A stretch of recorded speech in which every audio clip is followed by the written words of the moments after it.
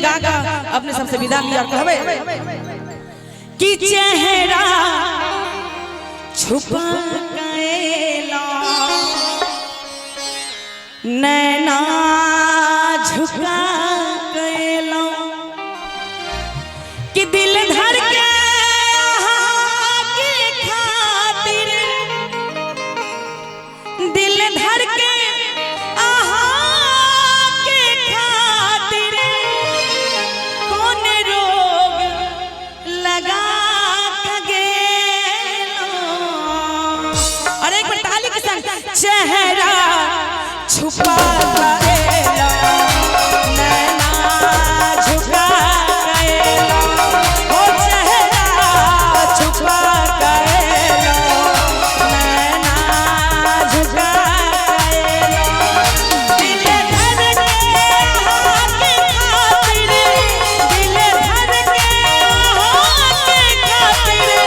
कौन रोग लगा गेलो चेहरा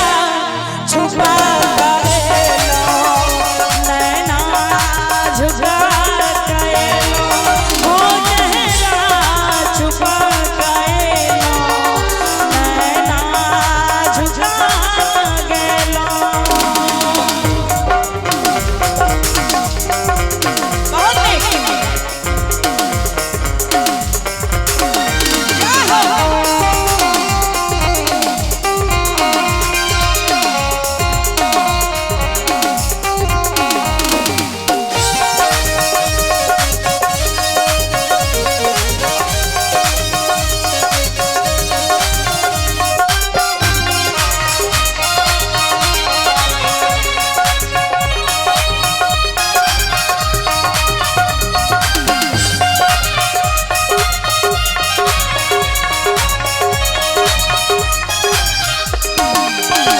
बहुत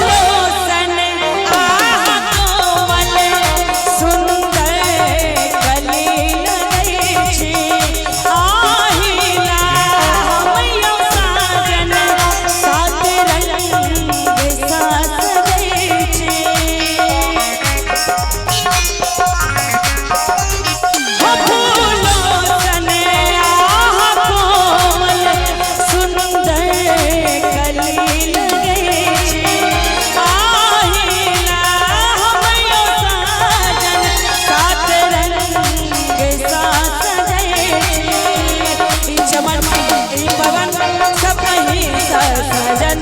यो सजन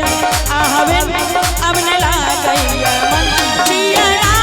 चले हे ना व्याकुल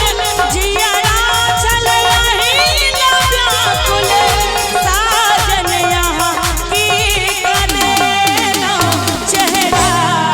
छुपा गएला नैना झुका गएला ओ चेहरा छुपा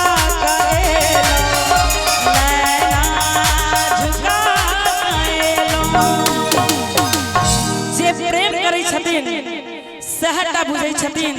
जे प्रेम में लोग आधा पागल हो जाए।